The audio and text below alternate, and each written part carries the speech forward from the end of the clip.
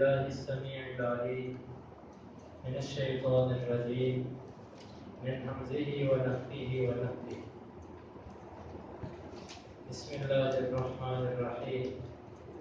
الحمد لله الذي له ما في السماوات وما في الأرض وله الحمد في الآخرة وهو الحكيم الخبير. يعلم ما يلج في الأرض وما يخرج منها وما ينزل من السماء وما يعرج فيها وهو الرحيم الغفور.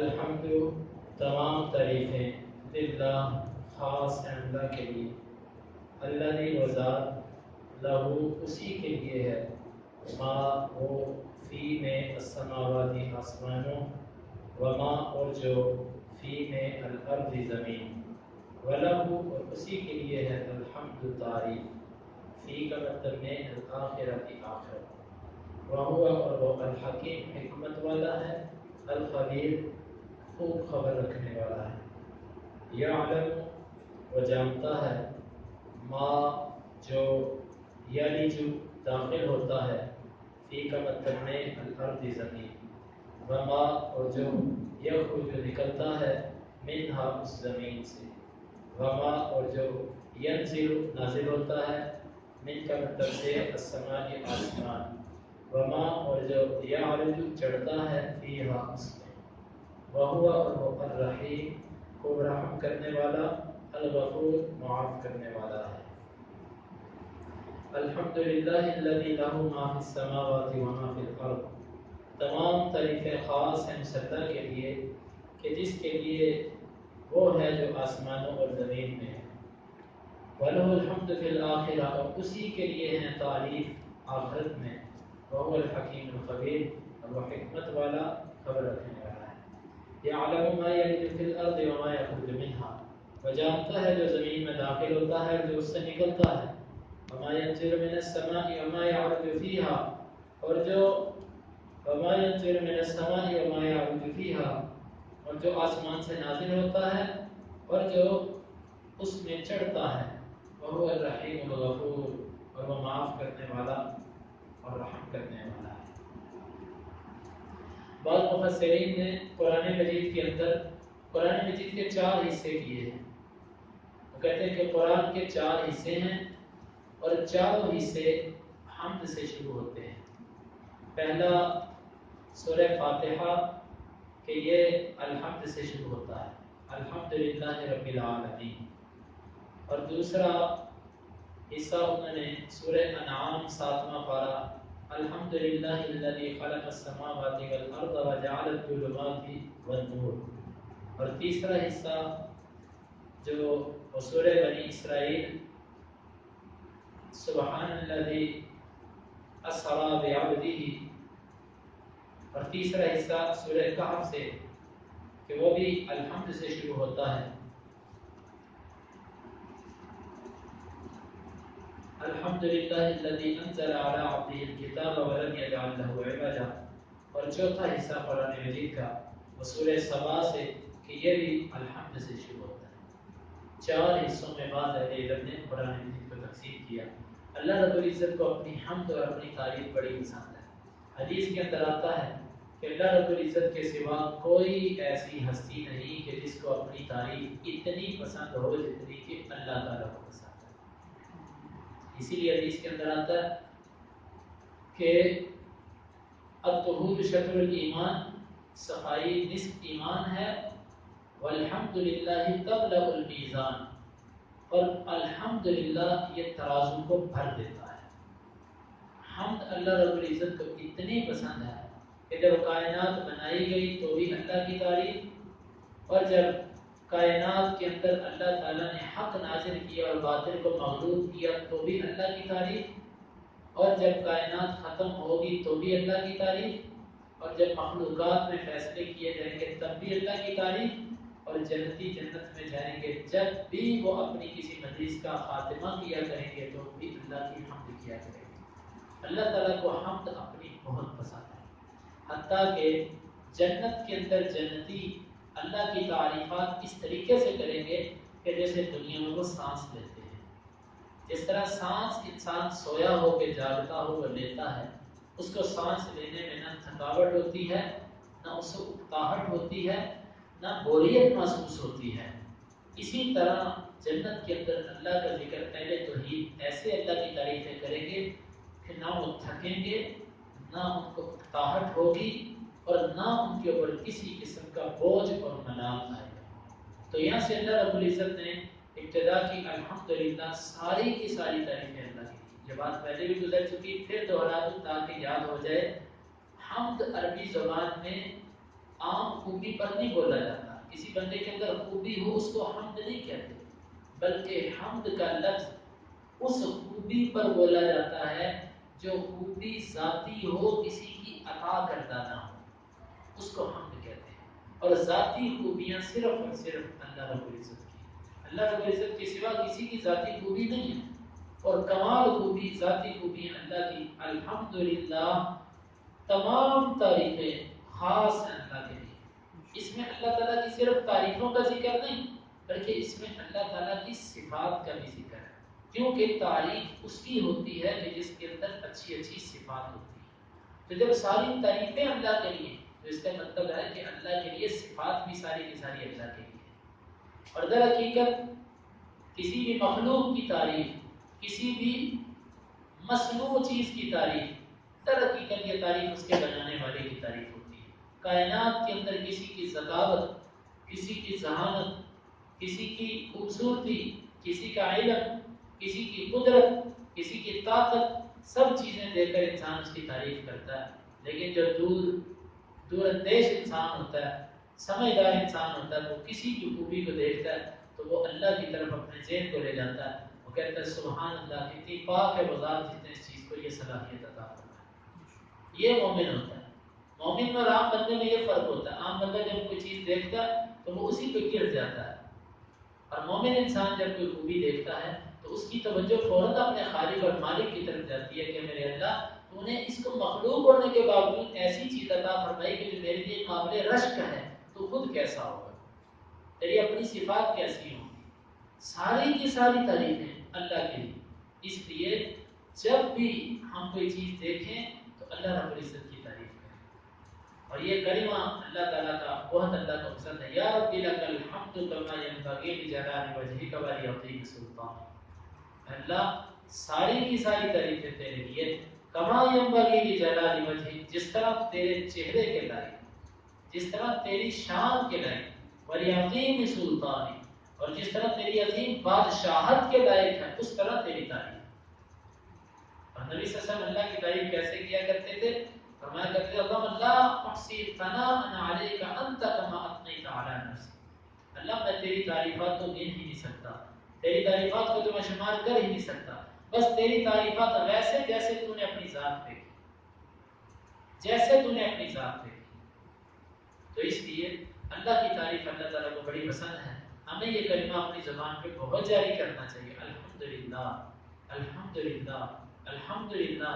یہ کلمہ حقیقت یہ ہے کہ یہ دل کو ایک ٹھنڈک پہنچاتا ہے، غموں کو دور کرتا ہے، پریشانیوں کو ختم کرتا ہے۔ یہ کلمہ ایک بہت ہی یعنی کہ سمجھ لیں کہ ایک آب حیات ہے، اس سے دوبارہ زندگی ملتی ہے۔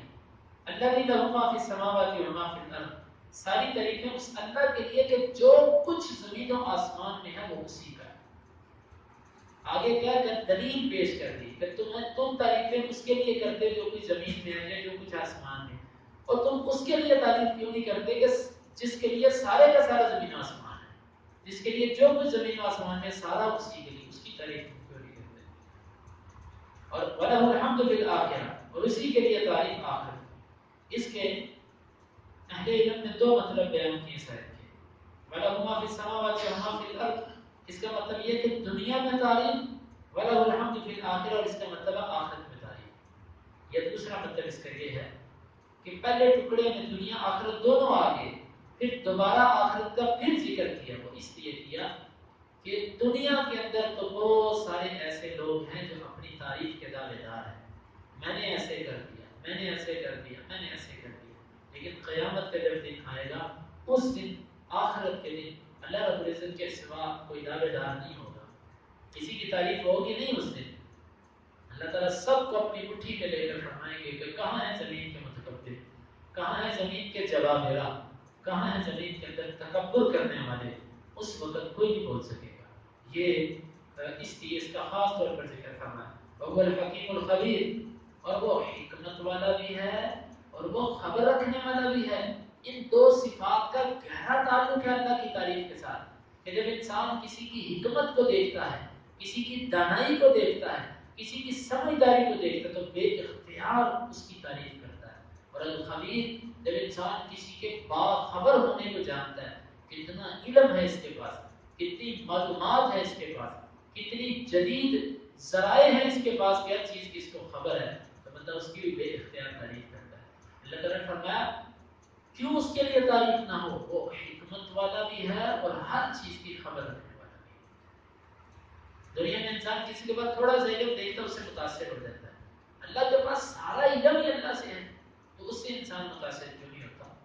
یعلم ما یلج فی الارض وما یخرج منها، وہ جانتا ہے جو زمین میں داخل ہوتا ہے اور جو اس سے نکلتا ہے. سبحان اللہ، یہ بڑی گہری بات ہے، بڑی گہری بات ہے. جو زمین کے اندر داخل ہوتا ہے، وہ پانی ہے، وہ خون ہے، وہ زمین کے اندر داخل ہونے والا انسان ہے، وہ کوئی چیز جو زمین کے اندر داخل ہوتی ہے وہ بیج ہے، اس کے بارے میں اللہ کو مکمل علم ہے کہ یہ کتنے دانے اگائے گا، یہ کیسا ہوگا، یہ کیا کرے گا. جو کچھ زمین کے اندر داخل ہوتا ہے اللہ رب العزت اس کو جانتا ہے. کتنا وسیع علم اللہ تعالیٰ کا. بیک وقت اتنی بڑی زمین کے اندر کیا کیا چیز داخل ہوتی ہے اللہ کو سارا پتا ہے. اللہ رب العزت کے علم سے کچھ مخفی نہیں. دیکھو مومن انسان اور عامی بندے کے اندر فرق پتہ کیا ہوتا ہے. عامی انسان غافل ہوتا ہے اور مومن انسان کی مثال دیکھو، وہ درخت کو دیکھتا ہے، درخت کے پتے گرتے ہیں، پتوں کو گرنے سے اس کو اللہ کے علم یاد آ جاتا ہے. کہتا سبحان اللہ، میرے اللہ کا علم اتنا وسیع ہے. اللہ نے قرآن میں فرمایا کہ کوئی پتا بھی گرتا ہے کسی جگہ سے تو اللہ کو پتا ہوتا ہے کہ یہاں سے یہ پتا گیا. بیک وقت دنیا کے اندر لاکھوں کروڑوں درختوں سے جو بیک وقت اتنے پتے گرتے ہیں، میرے اللہ کو سب کے سب پتوں کا بیک وقت پتا ہے. کتنا وسیع علم ہے اللہ تعالیٰ. مومن انسان جب بارش کو دیکھتا تو اس کا علم اس کا ذہن اللہ کے علم کی طرف چلا جاتا. سبحان اللہ، میرے مالک تیرا علم کتنا وسیع ہے کہ تجھے اس بارش کے قطروں کی تعداد کا بھی پتا ہے، تجھے ان کی مقدار کا بھی پتا ہے، تجھے سارا پتا ہے. کتنا وسیع علم ہے اللہ رب العزت کے پاس. جو کچھ زمین میں داخل ہوتا ہے وما یخرج منها، اور جو اس سے نکلے گا، وہ نباتات ہوں، وہ کچھ بھی چیز ہو، حتیٰ کہ قیامت کے دن جو جو کچھ نکلے گا، یا اس کے علاوہ زمین کی معدنیات، زمین سے ذخائر، جو کچھ بھی نکلتا ہے اللہ رب العزت سارے کے سارے کو جانتا ہے. وما ينزل من السماء، اور جو آسمان سے نازل ہوتا ہے، وحی ہو، فرشتے ہوں، بارش ہو، یا آسمان سے اترنے والی کوئی پریشانی مصیبت ہو، کسی قسم کی جو کوئی چیز آسمان سے اترتی ہے اللہ تعالیٰ اس کو جانتا ہے. یہ نہیں کہ اس کے علم کے بغیر اترتی ہے اس کو پتہ نہیں چلتا، اس کے علم میں. وما يعرج فيها، اور جو آسمان میں چڑھتا ہے، فرشتوں کا چڑھنا، اور اسی طرح انسان کے نیک اعمال کو اوپر چڑھنا، اور پھر اسی طرح روحوں کا اوپر چڑھنا، یہ سب کا سب جو آسمان میں چڑھتا ہے یہ سب کا سب اللہ تعالیٰ کو علم ہے. کتنا علم ہے اللہ تعالیٰ. گویا کہ زمین و آسمان کا تو علم ہے ہی ہے، جو کچھ اس میں داخل ہو رہا ہے یا جو کچھ نکل رہا ہے اس کا بھی اللہ رب العزت کو علم ہے. بہت وسیع علم اللہ رب العزت کا.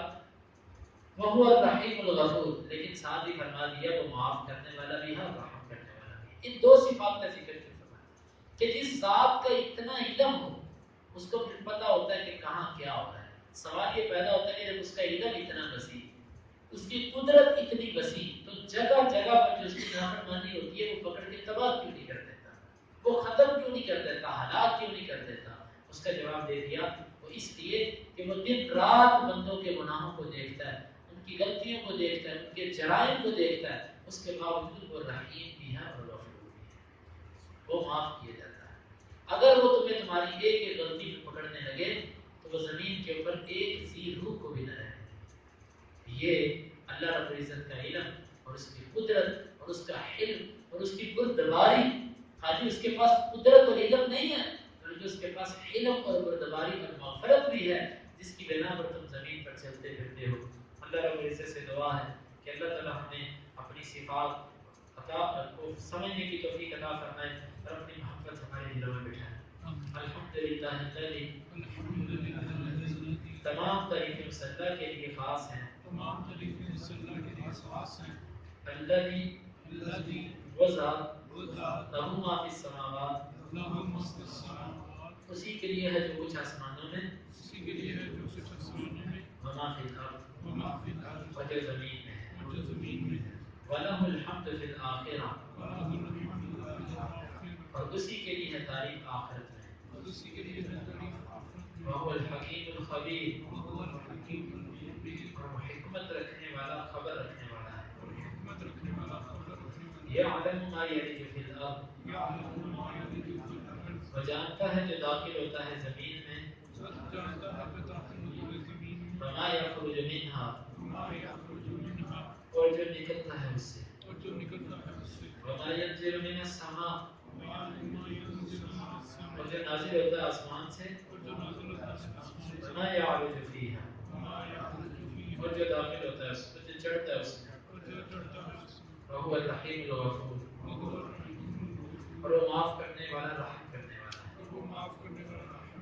اللهم انفعنا بما علمتنا وعلمنا ما ينفعنا وزدنا علما. اللهم اقسم لنا من خشيتك ما يحول بيننا وبين معاصيك ومن طاعتك ما تبلغنا به جنتك ومن اليقين ما تهون به علينا مصائب الدنيا. متعنا اللهم بأسماعنا وأبصارنا وقوتنا أبدا ما أحييتنا واجعله الوارث منا واجعل ثأرنا على من ظلمنا ولا تجعل مصيبتنا في ديننا ولا تجعل الدنيا أكبر همنا ولا مبلغ علمنا ولا تسلط علينا من لا يرحمنا. وآخر دعوانا الحمد لله.